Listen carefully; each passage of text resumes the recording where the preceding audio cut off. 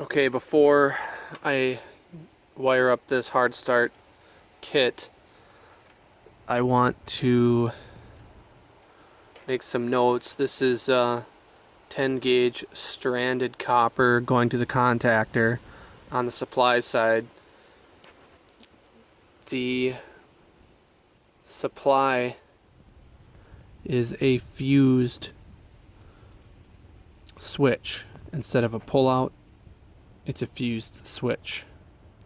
And that is fed by 10 gauge solid copper. So I'm thinking about taking 7 or 8 gauge from the breaker to the interrupt box to the contactor, because you can see this contactor contacts are more than big enough for quite a larger wire, and that will just be something that will go on into the future as a more reliable setup. I also want to take this thermostat connection, seal this hole, run it inside this conduit so everything's coming in and out of one conduit. The insulation here is breaking down and the interior insulated wires are going to show eventually here, and I have some replacement wire for this. Should be super easy to rewire that, put it inside this conduit and put it all into the house inside of a conduit.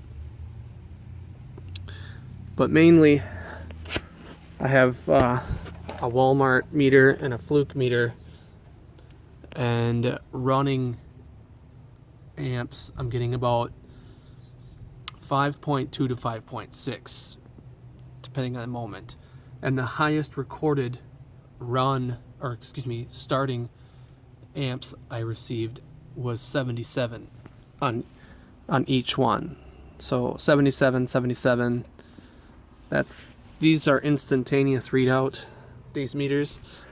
So I'm not going to be able to capture milliseconds of time and what it's really doing in that millisecond of startup, because that's really all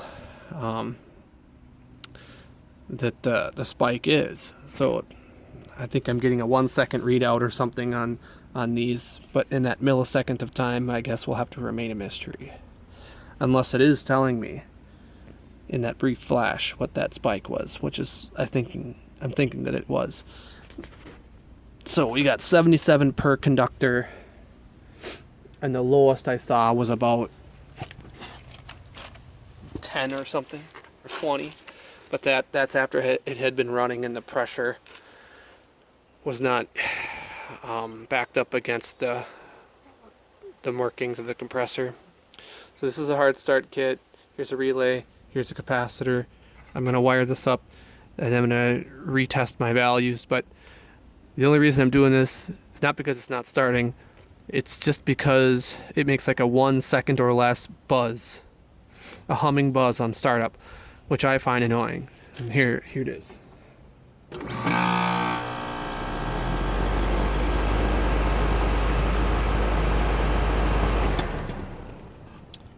It's kind of cool to have a fuse switch.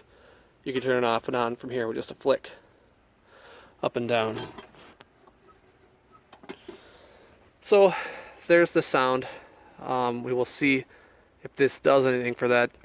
If this does not do what I wanted it to do, it would be a waste of $35. Here's the name of the kit. It's a 521 compressor saver, they claim it. Saves your compressor by, basically what these do is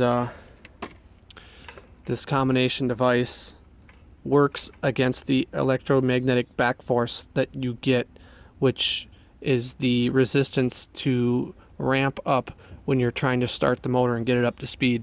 So when the stator is moving in the magnetic field in the motor, there's some electromagnetic back force that pushes back and creates resistance, which requires more amps to counteract that. And so that's why starting a motor in this manner that it is in stock form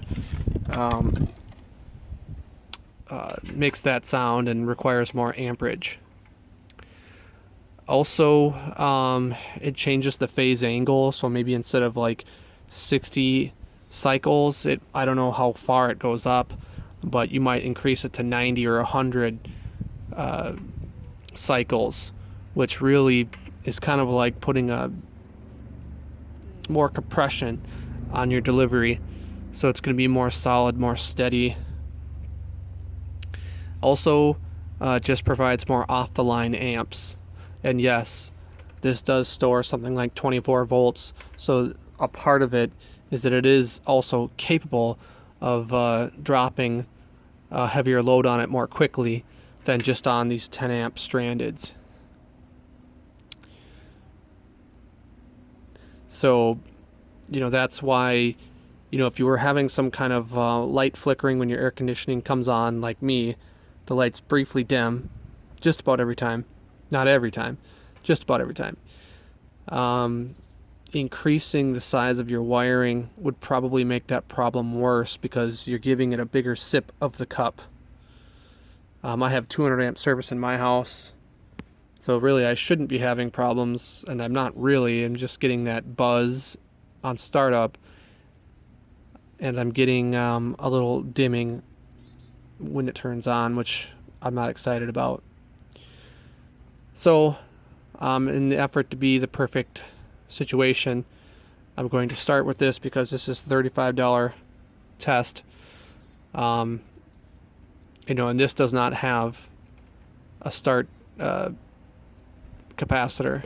This is a run capacitor, and I will check this capacitor as well. But if this doesn't do the trick to get rid of the dim and the buzzing sound, I will get what is called a soft start. However, those are considerably more expensive, maybe $200. Some of them are as expensive as $500. And they have a fuzzy logic learning algorithm that allows them to slowly introduce amperage and voltage to the unit so that it starts silently. And but this hard start kit could potentially solve my problem, but really, if you have the problems that I'm talking about, you really want to start with a soft start because that's what it's for.